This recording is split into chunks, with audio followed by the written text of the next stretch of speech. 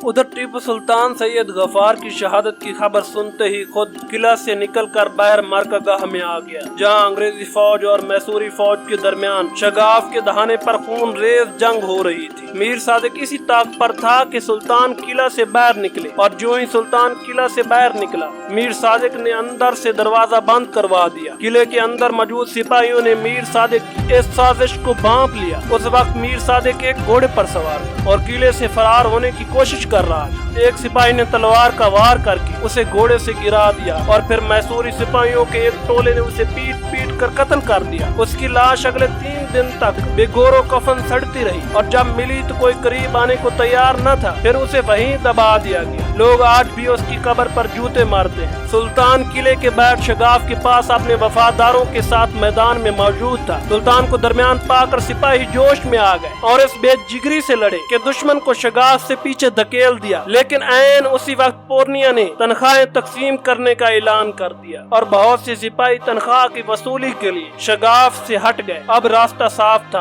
अब सुल्तान सिर्फ चंद एक वफादारों और जानिसारों के साथ मैदान में था। दुश्मन कलील तादाद के सबब एक बार फिर गालिब आ चुका था और इतना करीब आ चुका था कि अब तलवारों और संगीनों की जंग शुरू हो गई थी। सुल्तान ने अपने बिखरे हुए सिपाहियों को जमा करने के लिए अंदर जाना चाहा, लेकिन दरबानों ने किले का दरवाजा खोलने से इनकार कर दिया। सुल्तान समझ गया कि उसकी जान की कीमत वसूल कर ली गई।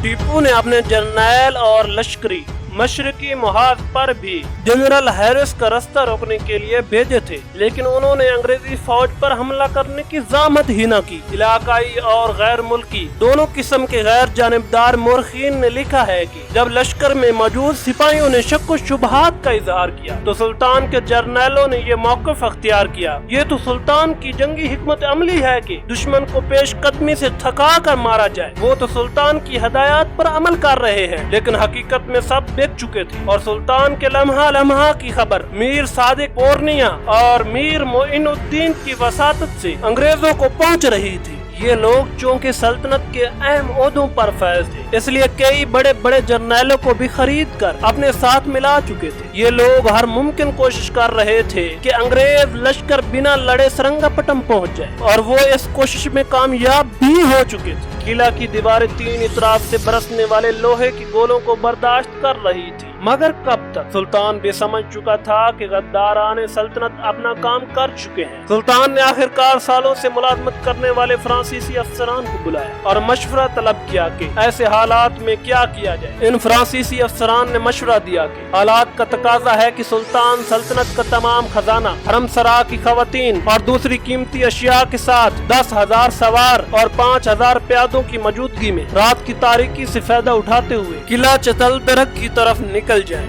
चतलदरग सरंगापटम की शुमाल की जानिब अनंतपुर के पास एक इलाका था। उन्होंने मजीद कहा कि इस तरह सुल्तान मुहासरे से निकल जाएगा और तैयार होने के लिए थोड़ा वक्त भी मिल जाएगा। जबकि इन फ्रांसीसियों ने किला सरंगापटम को टीपू के वफादारान की मौजूदगी में उनके हवाले करने की दरखास्त की और यकीन दिलाया कि जब तक उनमें से एक फ्रांसीसी भी जिंदा है वो किसी बरतानवी को किले में दाखिल नहीं होने देंगे। दूसरी तजवीज इन फ्रांसीसियों ने यह दी कि वो हम फ्रांसीसियों को अंग्रेजों के हवाले कर दें, क्योंकि अंग्रेज आपसे नफरत इसलिए करते हैं क्योंकि आप हमारे इत्तेहादी हैं। आप हमको इनके हवाले करेंगे तो ये आपको मसालेहत का हाथ बढ़ाते हुए आपसे कोई अमन मुआहदा कर लेंगे। लेकिन टीपू ने जवाब दिया, ये नामुमकिन है कि हम अपने दोस्तों को दुश्मन के हवाले कर दें, खास इसकी कीमत मेरी सल्तनत ही क्यों ना हो। इसके बाद सुल्तान ने चंद अहम तरीन ओहदेदारों को बुलाया, जिनमें मीर सादिक और पूर्णिया भी शामिल थे और जिनके चेहरे पर अभी भी वफादारी का नकाब था, और मशवरा तलब किया। फ्रांसीसी और अंग्रेज एक है। जो ही आपने किला के बाहर कदम रखा, ये अंग्रेजों को फौरन खबर कर दे।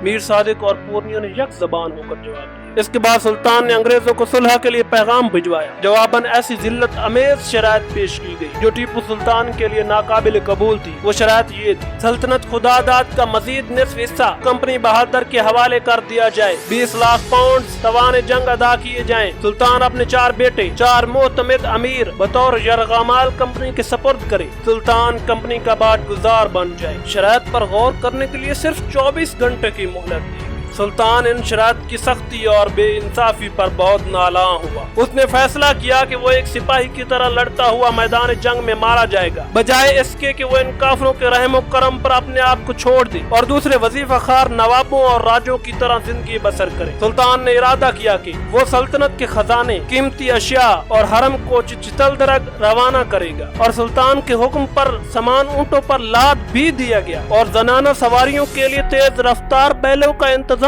بھی کر لیا گیا۔ لیکن سلطان کی بدقسمتی یا سادگی کے ایک بار پھر معتمد عمرہ کو بلا کر اپنے ارادے سے آگاہ کر دیا۔ سب عمرہ خاموش تھے، لیکن یہاں ایک اور غدار بدر الزمان نائتہ بول پڑا: جہاں پناہ، جو ہی آپ قلعہ سے باہر تشریف لے جائیں گے، سلطانی جانثاروں کی ہمتیں ٹوٹ جائیں گی اور سب راہ فرار اختیار کرنے لگے گی۔ مصلحت اسی میں ہے کہ آپ ایسا نہ کریں۔ سلطان ایک بار پھر باتوں میں آ گیا، ایک سرد آہ بھری، اور فرمایا: جو کچھ اللہ کی مرضی ہے ہم اس پہ راضی ہیں۔ اور سلطان نے ایک بار پھر روانگی کا ارادہ ترک کر دیا۔ یہ 4 مئی 1799 کی صبح تھی۔ سلطان نے صدقہ و خیرات کیا۔ پیش گوئی کی گئی کہ آج کا دن سلطان کے لیے بہت ہی نامبارک ہو سکتا تھا۔ دوپہر کا وقت تھا۔ سلطان ایک آم کے نیچے دوپہر کا کھانا کھا رہا تھا۔ ابھی 2 لقمے ہی لیے تھے کہ ایک شور سنائی دیا۔ دریافت کرنے پر پتہ چلا کہ سلطان کا انتہائی وفادار اور قریبی ساتھی سید غفار لڑتے لڑتے شہید ہو گیا ہے۔ سلطان لقمہ رکھ کر اٹھ کھڑا ہوا اور بے اختیار کہا: مجاہد موت سے نہیں ڈرتے، اور سید غفار بھی ایک مجاہد تھا۔ اس کے بعد ٹیپو نے نمک حرام ساتھیوں کے لیے کچھ تاریخی الفاظ کہے، جو یہ ہیں: اس غداری اور بے وفائی کا نتیجہ تمہیں اس وقت معلوم ہوگا جب تم اور تمہاری نسلیں ایک ایک دانے کو ترسیں گی اور تم دنیا میں نہایت ذلت کی زندگی بسر کرو گی۔ دراصل 3 مئی کو ہی قلعے کی مغربی دیوار میں شگاف پڑ گیا۔ 3 مئی کی شام کو غداران وطن سے ایک خفیہ میٹنگ میں یہ طے کیا گیا کہ 4 مئی کی دوپہر کو شگاف پر دعویٰ بولا جائے گا، اور اس سے پہلے ٹیپو سلطان کے جانثار، جو کہ چند ایک ہی باقی تھے، کو رستے سے ہٹایا جانا تھا۔ اور یہ طے کیا گیا تھا کہ انگریز افواج جو ہی ہلہ بولیں گی، پورنیہ شگاف کے پاس لڑنے والے سپاہیوں کو تنخواہ کی ادائیگی کا اعلان کر کے وہاں سے ہٹا لیں گے، اور یوں کم سے کم مزاحمت کا سامنا کرتے ہوئے انگریز فوج قلعے میں داخل ہو جائے گی۔ ٹیپو نے جب قلعے کی تعمیر نو کی تھی تو مغرب کی جانب 4 دیواروں کی بنیاد رکھوائی تھی، لیکن تقدیر کو یہ منظور ہی نہ تھا۔ ابھی 2 دیواریں ہی مکمل ہوئی تھی کہ جنگ شروع ہو گئی۔ انگریزوں نے قلعے کے اس کمزور حصے کو تاک تاک کر نشانہ بنایا۔ قلعے کی اس کمزوری کے بھید کی لنکا بھی گھر کے بھیدی نے ہی اٹھائی تھی، اور وہ تھا ایک اور غدار، میر قاسم۔ یہ شخص چند ماہ قبل ہی ٹیپو سلطان کی ملازمت سے یہ کہہ کر مستعفی ہوا کہ اب اس کی عمر اتنی ہو گئی ہے، اسے آرام کی ضرورت ہے۔ ٹیپو نے اس کی خدمات کا اعتراف کرتے ہوئے انعامات دی اور رخصت کر دیا۔ قلعہ سے نکلتے ہی یہ شخص سیدھا انگریزوں سے جا ملا۔ 3 مئی کو طلوع آفتاب سے قبل رات کے اندھیرے میں ہی حملہ آوروں نے مورچے سنبھال لیے۔ 4500 کے لگ بھگ فوج دوپہر کے وقت شگاف پر حملہ کرنے کے لیے اپنے اپنے مورچوں میں تیار بیٹھی تھی۔ 1:30 بجے جنرل بیلٹ نے تلوار ہوا میں لہرا کر حملے کا حکم دیا۔ سید غفار برونی دیوار میں پڑنے والے شگاف پر اپنے جانثاروں کے ساتھ بے جگری سے لڑ رہا، اور انگریزی افواج کو آگے بڑھنے کی ہمت نہ ہو رہی۔ اسی دوران میر صادق اور پورنیہ وغیرہ نے کسی اشارے سے سید غفار کی صحیح لوکیشن انگریزوں کو بتا دی، اور انگریز توپ خانے نے تاک کر وہاں ایک گولہ داغا، اور سید غفار اس گولے کی زد میں آ کر شہید ہو گئے۔ سید غفار کے شہید ہوتے ہی انگریزوں نے قلعے کی پہلی دیوار پر قبضہ کر لیا اور اپنا جھنڈا لہرا دیا۔ وہ سپاہی جنہوں نے دعویٰ بولنے کے دوران قلعے کی دیوار پر جھنڈا لہرایا تھا، انہیں موقع پر ہی ترقی سے نوازا گیا۔ کہتے ہیں اس موقع پر جھنڈا سارجنٹ بیٹسن کے ہاتھ میں تھا، اور وہ خوشی سے چلایا، اب وہ سارجنٹ بیٹسن سے لیفٹیننٹ بیٹسن بن چکا ہے۔ اسی دوران ایک گولی نے اسے چھلنی کر دیا اور وہ وہیں ہلاک ہو گیا۔ इस तरह वो महज 30 सेकंड तक अपने ओहदे से लुत्फ अंदोज हो सका। उधर टीपू सुल्तान सैयद गफार की शहादत की खबर सुनते ही खुद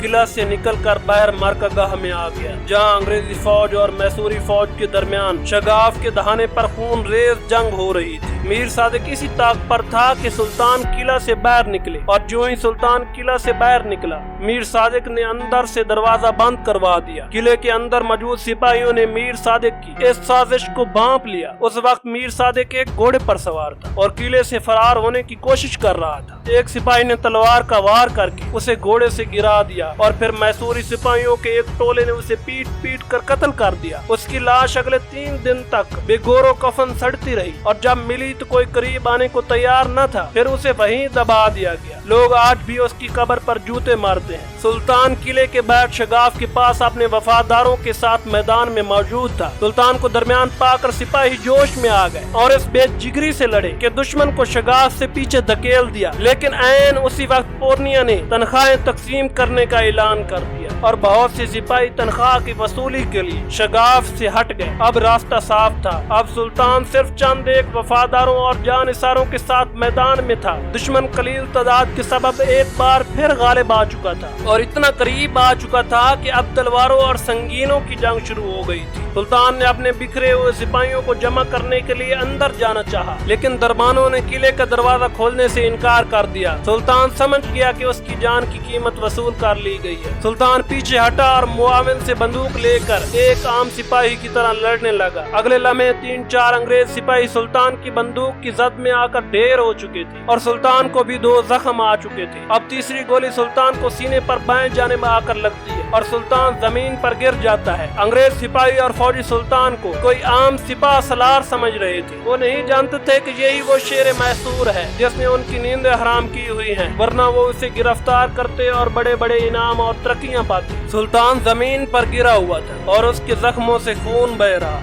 मुआविन ने मशवरा दिया कि वो खुद को अंग्रेज फौज पर ज़ाहिर कर दे और गिरफ्तारी दे दे। उसकी इज्जत की जाएगी और जान बख्शी हो जाएगी। इस मौके पर सुल्तान ने वो तारीखी और यादगार अल्फाज कहे जो क़यामत तक उसकी जात के साथ मखसूस हो गए। शेर की एक दिन की जिंदगी गीदड़ की 100 साल जिंदगी से बेहतर है। सुल्तान ने गिरफ्तारी देने से इनकार कर दिया और फैसला किया कि वो एक आम सिपाही की हैसियत से मैदान जंग में मरेगा। सुल्तान अपनी मदहोश था कि इसी दौरान एक अंग्रेज सिपाही ने सुल्तान के गले में हीरो का हार और जिस्म पर कीमती पट्टी देखी और उसे उतारने की कोशिश की। सुल्तान ने अपनी तलवार से वार करके उसका पांव उड़ा दिया। अंग्रेज सिपाही दर्द से बिलबिला उठा और उसने जवाबन सुल्तान के सर पर गोली चला दी। ये गरूब आफ्ताब का वक्त था और मैसूर का ये आफ्ताब भी सरंगापटम के किले पर हसरत भरी निगाहें डालता हुआ अपने ही लहू की सुर्खियों में गरूब हो गया। इन्ना लिल्लाहि व इन्ना इलैहि राजिऊन। सुल्तान के शहीद होते ही अंग्रेज किले में दाखिल हो गए।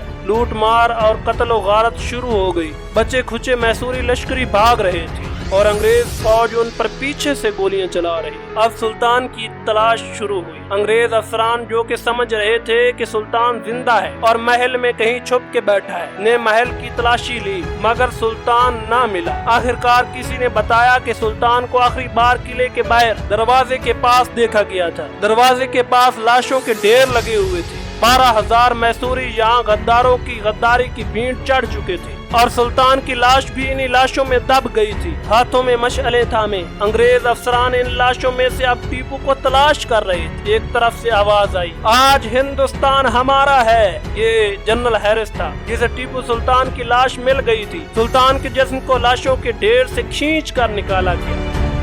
उसके लबों पर मुस्कुराहट थी, तलवार के दस्ते को मजबूती से थामे हुए। शहादत को कई घंटे गुजर जाने के बावजूद जिस्म इस कदर गर्म था कि वेल्जली को शुबा हुआ कि सुल्तान अभी जिंदा है, लेकिन जब नब्ज देखी गई तो बंद थी। तब वेल्जली ने सुख का सांस लिया। सुल्तान को पूरे इज्जत और इकराम से दफनाया गया। सुल्तान की उम्र उस वक्त 49 साल थी। इसी निस्बत से अंग्रेजों की जानिब से उसे 49 तोपों की सलामी भी दी गई। अंग्रेज फौज उसके जनाजे को अपनी निगरानी में इस तरह ले जा रही थी जैसे किसी हीरो को اعزازات سے نوازا جاتا ہے۔ یہ اس شیر جیسے جگرے والے انسان کی بہادری کا کھلا مکھلا اعتراف تھا۔ اب غریب بے سہارا ہو چکے تھے۔ سرنگا پٹم کی گلیوں میں آہیں گونج رہی تھی، لوگ زاروں قطار رو رہے تھے، کیونکہ سرنگا پٹم کا بیٹا مٹی کی چادر اوڑھنے لگا تھا۔ ٹیپو کی تدفین کے دوران ایسا شدید طوفان آیا جو اس سے پہلے لوگوں نے کبھی نہ دیکھا تھا، اور پھر موسلا دھار بارش ہوئی۔ اس دوران آسمانی بجلی گرنے سے 2 انگریز فوجی افسر بھی ہلاک ہو گئے۔ دوسری جانب حملہ آور انگریزوں کے صرف 300 افراد ہلاک ہوئے اور 1200 کے قریب زخمی ہوئے۔ قلعہ سرنگا پٹم کی شکستہ دیواروں سے آج بھی اپنوں کے لگائے ہوئے زخموں سے خون بہ رہا ہے، اور دروازے کھلے ہوئے ہیں۔ سلطان کو اندر آنے کے لیے آواز دے رہے ہیں، لیکن سلطان وہاں نہیں ہے۔ اس قلعے کے شمال مغرب میں آج بھی تختیاں آویزاں ہیں جن پر ہلاک ہونے والے انگریز فوجی افسران کے نام درج ہیں۔